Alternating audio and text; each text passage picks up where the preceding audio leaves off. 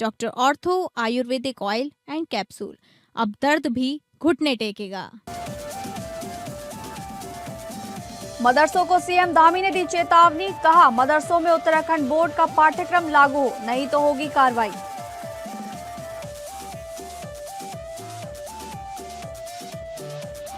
चंपावत में महिला आरक्षण पर सियासत तेज, कांग्रेस ने कहा नारे नहीं जमीनी हकीकत चाहिए। देहरादून में गैस कालाबाजारी के खिलाफ कड़ी कार्रवाई, क्विक रिस्पांस टीम ने की ताबड़तोड़ छापेमारी।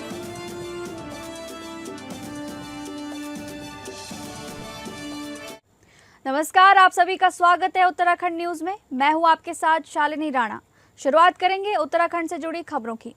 उत्तराखंड के मुख्यमंत्री पुष्कर सिंह धामी ने मदरसों को लेकर बड़ा और सख्त ऐलान किया है।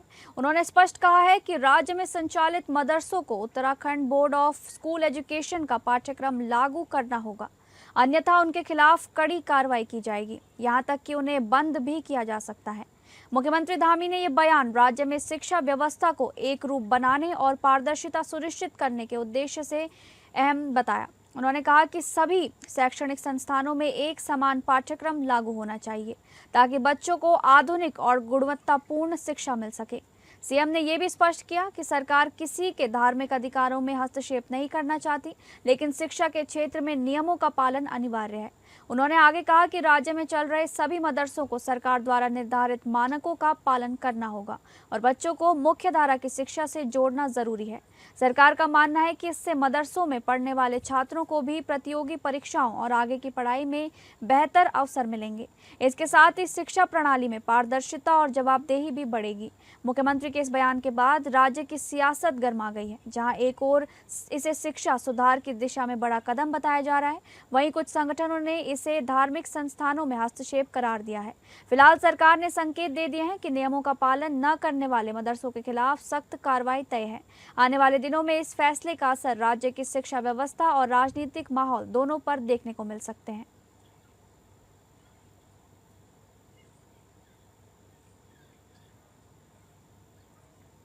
चंपावत में कांग्रेस सचिव आनंद मेहरा ने महिला आरक्षण के मुद्दे पर केंद्र और राज्य सरकार पर तीखा निशाना साधते हुए कहा कि देश में महिला सशक्तिकरण के नाम पर सिर्फ माहौल बनाने की कोशिश की जा रही है। उन्होंने सवाल उठाया कि जब वर्ष 2023 में महिला आरक्षण बिल पास हो चुका है तो अब फिर से इसे राजनीतिक मुद्दा क्यों बनाया जा रहा है। मेहरा ने कहा कि एक ओर भाजपा नारी सम्मान और महिला सशक्तिकरण जैसे बड़े बड़े दावे करती है, वहीं दूसरी ओर महिलाओं के खिलाफ बढ़ते अपराध, बलात्कार, हत्या और उत्पीड़न पर उसके नेताओं की चुप्पी कई सवाल खड़े करती है। उन्होंने इसे गंभीर चिंता का विषय बताते हुए सरकार की नीतियों और मंशा पर सवाल उठाए। इस बीच आंगनबाड़ी कार्यकर्तियों को अपनी 3 सूत्रीय मांगों को लेकर धरने पर बैठना भी इस पूरे मुद्दे को और संवेदनशील बना रहा है। मेहरा ने कहा कि जमीनी स्तर पर काम करने वाली इन महिलाओं की आवाज को नजरअंदाज करना सरकार की प्राथमिकताओं को उजागर करता है। उन्होंने स्पष्ट शब्दों में कहा कि देश की महिलाओं को सिर्फ नारों और वादों की नहीं बल्कि सुरक्षा, सम्मान और न्याय की जरूरत है। अगर वास्तव में नारी सम्मान की बात कही जा रही है तो हर उस महिला की आवाज को सुनना होगा जो न्याय की मांग कर रही है, चाहे वो किसी भी दल या विचारधारा से जुड़ी क्यों न हो। मेहरा ने अंत में कहा कि महिला सम्मान भाषणों से नहीं बल्कि ठोस फैसलों और जमीनी बदलाव से साबित होता है। भाजपा की सरकार द्वारा देश में एक नया माहौल खड़ा किया गया है। महिला आरक्षण के नाम पर भाजपा कहती है कि कांग्रेस महिलाओं का अपमान कर रही है। मैं भाजपा के तमाम नेताओं से और भाजपा की तमाम महिला नेत्रियों से पूछना चाहता हूं, क्या जब अंकिता भंडारी के साथ हत्याकांड का मामला हुआ था तब नारियों का अपमान नहीं हुआ? क्या तब महिलाओं का अपमान नहीं हुआ? भाजपा के तमामों नेता ऐसे हैं, यदि फाइलें खोली जाएं तो कई नेता ऐसे हैं जो महिलाओं के साथ अभद्र व्यवहार, अत्याचार, बलात्कार, हत्या जैसे मामलों में सम्मिलित हैं। कईयों के ऊपर केस पेंडिंग भी चल रहे हैं, लेकिन भाजपा की महिला नेत्रियों को उनसे महिलाओं को कोई खतरा नजर नहीं आता है, ना नारियों का अपमान नजर आता है। उत्तराखंड की खबरों में आगे बढ़ेंगे। भाजपा के पूर्व प्रदेश अध्यक्ष, पूर्व कैबिनेट मंत्री, बीजेपी विधायक बंशीधर भगत ने सफाई देते हुए कहा कि उनकी बातों को गलत ढंग से पेश किया गया है। उन्होंने कहा कि मुझे खेद है, प्रधानमंत्री नरेंद्र मोदी के नेतृत्व में देश तेजी से आगे बढ़ रहा है। मुख्यमंत्री पुष्कर सिंह धामी प्रदेश के विकास के लिए रात दिन लगे हुए हैं। उन्होंने आगे कहा कि वो पार्टी और सरकार के साथ पूरी तरह खड़े हैं और डबल इंजन सरकार ने उत्तराखंड को नई पहचान दी है। भगत ने कार्यकर्ताओं से अपील की कि किसी भी भ्रम में न आए और सरकार की उपलब्धियों को जनता तक पहुंचाएं। जिला प्लान की बैठक में जिस प्रकार की चर्चा हुई और जिस प्रकार का उसका अर्थ लोगों ने निकाला, उस पर मुझे बड़ा खेद है, क्योंकि हमने कहीं भी माननीय देश के यशस्वी प्रधानमंत्री मोदी जी के बारे में कोई बात ऐसी नहीं कही या यशस्वी मुख्यमंत्री जी के बारे में कोई ऐसी बात नहीं कही। हमने केवल ये कहा कि जल जीवन मिशन के कार्य ऐसा होने के बावजूद भी ठीक ढंग से नहीं हो रहे हैं, इनको व्यवस्था करें। अब इस बैठक में भी अगर इस तरीके की बात नहीं करेंगे तो कहाँ करेंगे। देहरादून में गैस सिलेंडरों की कालाबाजारी के खिलाफ प्रशासन ने एक बड़ी और निर्णायक कार्रवाई को अंजाम दिया है। जिलाधिकारी के सख्त निर्देशों के बाद शुरू हुआ ये अभियान देर रात तक चलता रहा और कई चौंकाने वाले खुलासे सामने आए। काली बस्ती, सहसदारा रोड और निरंजनपुर इलाके में क्विक रिस्पांस टीम ने ताबड़तोड़ छापेमारी की। ये पूरा ऑपरेशन रात 12 बजे से लेकर सुबह 4 बजे तक बेहद सुनियोजित तरीके से चलाया गया, जिसमें प्रशासन ने अवैध गैस भंडारण और रिफिलिंग के बड़े नेटवर्क का पर्दाफाश किया। कार्रवाई के पहले चरण में टीम ने एक ठिकाने पर छापा मारकर 7 गैस सिलेंडर बरामद किए। जांच के दौरान ये स्पष्ट हुआ कि इन सिलेंडरों की नियमों के खिलाफ अवैध रूप से जमा किया गया था। लेकिन असली खुलासा दूसरे अभियान में हुआ, जहां प्रशासन ने 32 गैस सिलेंडर और 4 अवैध रिफिलिंग उपकरण बरामद किए। सबसे हैरान करने वाली बात यह रही कि एक बंद पड़े पेट्रोल पंप के कमरे को अवैध गैस रिफिलिंग सेंटर में बदल दिया गया था। यहीं से बड़े पैमाने पर गैस सिलेंडरों में अवैध तरीके से गैस भरी जा रही थी और उन्हें ऊंचे दामों पर बेचने की तैयारी की जा रही थी। छापेमारी के दौरान प्रशासन ने एक से ऐसे वाहन को भी कब्जे में लिया जिसमें 327 गैस सिलेंडर लदे हुए थे। ये बरामदगी इस पूरे अवैध कारोबार को बड़े पैमाने और संगठित स्वरूप की ओर इशारा करती है। प्रशासन के मुताबिक ये पूरा नेटवर्क घरेलू गैस सिलेंडरों की अवैध रिफिलिंग कर उन्हें महंगे दामों पर बेचने की साजिश में लगा हुआ था, जिससे न केवल उपभोक्ताओं का शोषण हो रहा था बल्कि सुरक्षा मानकों की भी खुली अनदेखी की जा रही थी। इस मामले में आवश्यक वस्तु अधिनियम के तहत मुकदमा दर्ज कर लिया गया है और आरोपियों की तलाश जारी है। प्रशासन ने साफ किया है कि गैस की कालाबाजारी और अवैध रिफिलिंग के खिलाफ इस तरह की कार्रवाई आगे भी जारी रहेगी, ताकि आम लोगों को किसी तरह की परेशानी का सामना न करना पड़े।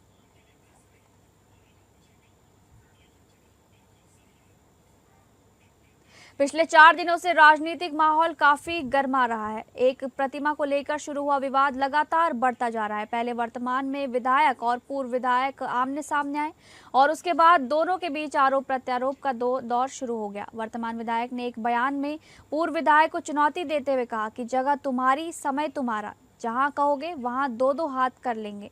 इसी मुद्दे को लेकर आज पूर्व विधायक ने स्थानीय लोगों के साथ एक निजी बैंक्वेट हॉल में बैठक की है। बैठक में मौजूद ज्यादातर लोगों ने वर्तमान विधायक के बयानों को गलत बताया।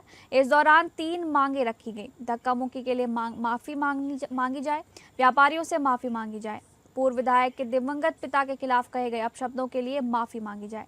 इन मांगों के लिए वर्तमान विधायक को आज शाम तक का समय दिया गया है। अगर ऐसा नहीं होता है तो कल शाम 5 बजे दोनों विधायक आमने सामने आ सकते हैं। पूर्व विधायक शैलेंद्र मोहन सिंघल ने मीडिया से बात करते हुए कहा कि पिछले कुछ दिनों में जसपुर में जो घटनाएं हुई हैं वे बहुत दुर्भाग्यपूर्ण हैं। उन्होंने आरोप लगाया कि वर्तमान विधायक जनता की बात नहीं सुन रहे बल्कि दबाव और धमकी की राजनीति कर रहे हैं। उन्होंने कहा कि व्यापार मंडल और स्थानीय लोगों को धमकाया गया और बिना अनुमति के मूर्ति लगाने की बात की गई। साथ ही उनके दिवंगत पिता के बारे में भी गलत बयान दिए जा रहे हैं, जो पूरी तरह गलत और अस्वीकार्य है। पूर्व विधायक ने साफ किया कि उन्हें किसी भी मूर्ति से कोई विरोध नहीं है, चाहे वो रानी लक्ष्मीबाई की हो या महाराजा अग्रसेन की। उनका कहना है कि जो भी काम हो वो नियमों के अनुसार होना चाहिए, न कि मनमाने तरीके से। दिन में जो घटना चक्र जसपुर में गुजरे हैं बहुत दुर्भाग्यपूर्ण है। एक विधायक जो जनसेवक होता है वो हठधर्मिता पर जो उतरे और अपनी अपनी चलाई, जनता की नहीं सुनी, तो ये ऐसा घटना चक्र आज आया है। उन्होंने व्यापार मंडल को धमकाया, स्थानीय निवासियों को धमकाया और बिना अनुमति के एक मूर्ति लगाने की बात कही। अब मेरे परिवार में मेरे पिताजी पर अलग अलग लांछन लगा रहे हैं। कहीं वो कहते हैं कि जहाँ आना है कहोगे मैं आ जाऊँगा, नहीं तो नर्सिंग होम में घुस जाऊँगा, और व्यक्तिगत आरोप भी लगाते हैं। मैं उन व्यक्तिगत आरोपों पर नहीं जाना चाहता, पर जनता के साथ जिस तरह का वो अपना विचार दे रहे हैं और जिस तरह का कार्य कर रहे हैं वो अशोभनीय और स्वीकार्य नहीं। चंपावत में वन्य जीव तस्करों के खिलाफ चलाए जा रहे अभियान के तहत पुलिस को बड़ी सफलता हाथ लगी है। पुलिस अधीक्षक श्रीमती रेखा यादव के निर्देशन में एसओजी थाना रीठा साहिब पुलिस एवं वन विभाग की संयुक्त टीम ने कार्रवाई करते हुए एक तस्कर को गुलदार की खाल के साथ गिरफ्तार किया है। क्षेत्राधिकारी चंपावत देवेंद्र सिंह कप्रवाण के पर्यवेक्षण में पुराना थाना बैरियर रीठा साहिब के पास संयुक्त चेकिंग अभियान चलाया जा रहा था। इसी दौरान सूचना के आधार पर संदिग्ध व्यक्ति दीपक सिंह बोरा पुत्र पान सिंह बोरा निवासी गागरी नदी पार थाना रीठा साहिब को हिरासत में लिया गया। तलाशी के दौरान उसके पास से गुलदार की खाल बरामद हुई। बरामद खाल की लंबाई लगभग 2 मीटर बताई जा रही है। पुलिस ने आरोपी के खिलाफ संबंधित धाराओं में मामला दर्ज कर आगे की कार्रवाई शुरू कर दी है। साथ ही इस मामले में किसी बड़े तस्करी नेटवर्क की संभावनाओं को देखते हुए जांच भी तेज कर दी गई है। पुलिस ने आमजन से अपील की है कि वन्य जीव तस्करी से जुड़ी किसी भी संदिग्ध गतिविधि की जानकारी तत्काल पुलिस कंट्रोल रूम को दें ताकि समय रहते सख्त कार्रवाई सुनिश्चित की जा सके। वन्य जीव तस्करों के खिलाफ प्रभावी कार्रवाई करते हुए जनपद चंपावत पुलिस को एक बड़ी सफलता हासिल हुई है। प्राप्त जानकारी व सुरागरसी पता रसी कर एसओजी टीम, लोकल पुलिस व वन विभाग द्वारा संयुक्त चेकिंग करते हुए थाना रीठा क्षेत्र अंतर्गत एक व्यक्ति को गिरफ्तार किया गया है। गिरफ्तार व्यक्ति के पोजेशन से लगभग 2 मीटर लंबी तेंदुए की खाल बरामद हुई है। गिरफ्तार अभियुक्त से पूछताछ के क्रम में यह ज्ञात हुआ कि उसके द्वारा कुछ माह पूर्व फंदा लगाकर तेंदुए को मारा गया था। उसी तेंदुए की खाल वह बेचने हेतु लहघाट की ओर जा रहा था। साथ ही उसके द्वारा बताया गया तेंदुए की हड्डियां उसके द्वारा जंगल में कहीं छुपा दी गई है। अभियुक्त के खिलाफ सुसंगत धाराओं में अभियुक्त पंजीकृत कराया गया है। साथ ही अन्य जानकारी जो उसके द्वारा बताई गई है उस पर विवेचना के क्रम में कार्य किया जाए। खबरों में आगे बढ़ेंगे। ऑपरेशन प्रहार के तहत रुड़की पुलिस को बड़ी कामयाबी मिली है। रुड़की से बहला फुसलाकर कर्नाटक ले जाई गई, जहां से मासूम को पुलिस ने सकुशल बरामद कर लिया है। आरोपी महिला बच्ची को भीख और गलत धंधे में धकेलने की साजिश रच रही थी, लेकिन पुलिस की मुस्तैदी ने उसके मंसूबों पर पानी फेर दिया। मामला पिरान कलियर थाना क्षेत्र का है, जहां 9 अप्रैल को एक महिला 14 वर्षीय बच्ची को कपड़े दिलाने के बहाने अपने साथ ले गई और फिर वापस नहीं लौटी। परिजनों की शिकायत पर पुलिस ने तुरंत मुकदमा दर्ज कर जांच शुरू की। सीसीटीवी फुटेज और मोबाइल लोकेशन के आधार पर पुलिस ने आरोपी की लोकेशन बैंगलोर में हरिद्वार पुलिस की टीम कर्नाटक पहुंची और स्थानीय पुलिस के सहयोग से आरोपी महिला को गिरफ्तार कर बच्ची को सकुशल बरामद कर लिया गया। एसपी देहात शेखर चंद्र सुयाल ने जानकारी देते हुए बताया कि पूछताछ में खुलासा हुआ कि आरोपी महिला बच्ची को बड़े शहरों में भीख मंगवाने और गलत धंधे में धकेलने की योजना बना रही थी। एसपी शेखर चंद्र सुयाल ने कहा, इस कार्य से कलियर पुलिस बधाई की पात्र है और कलियर पुलिस को सम्मानित करने के उच्च अधिकारियों को प्रस्ताव भेजा जाएगा।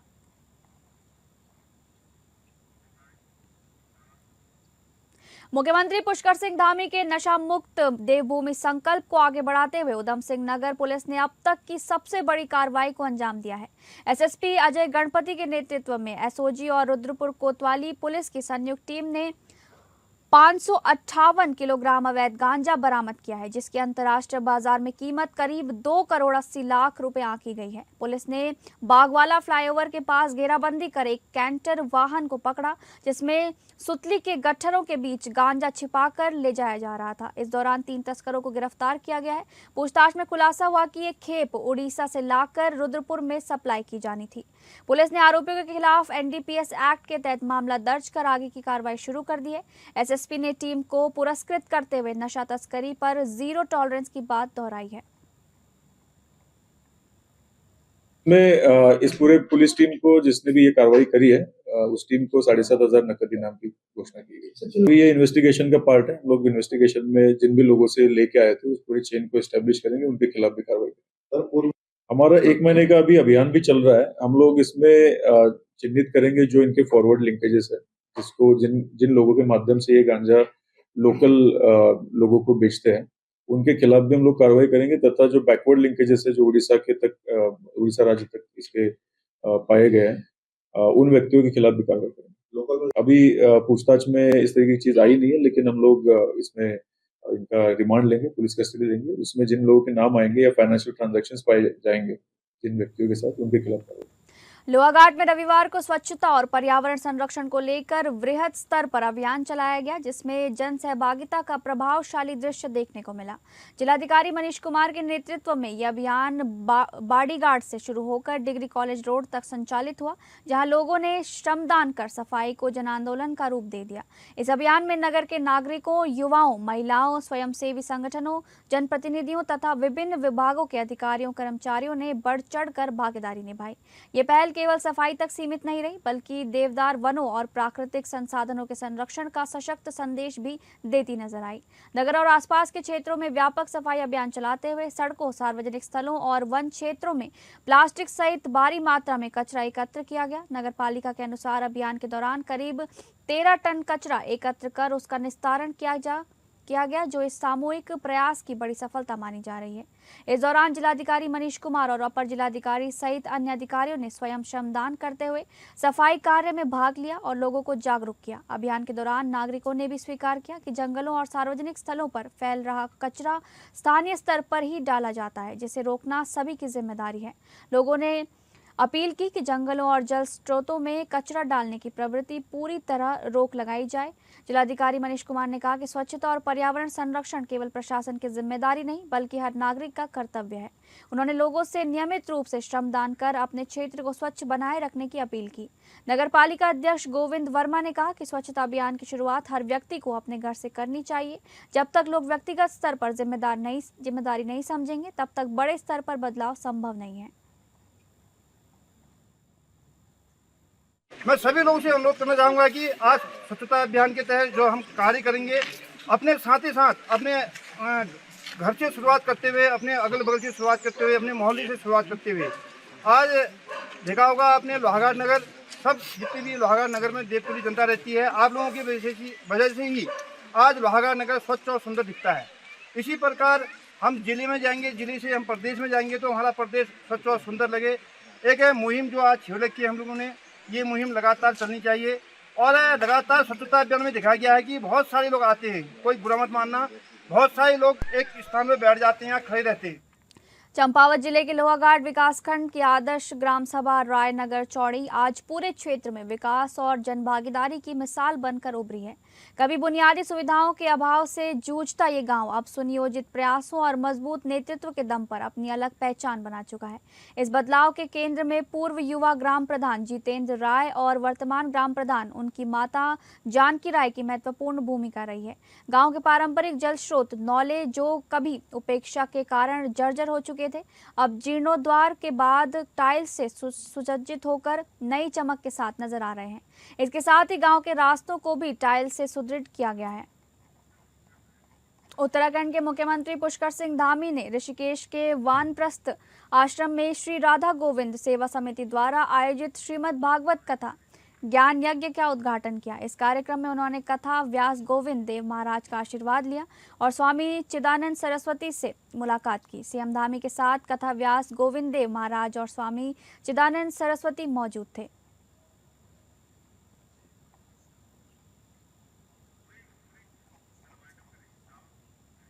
फिलहाल उत्तराखंड न्यूज में बस इतना ही। नमस्कार।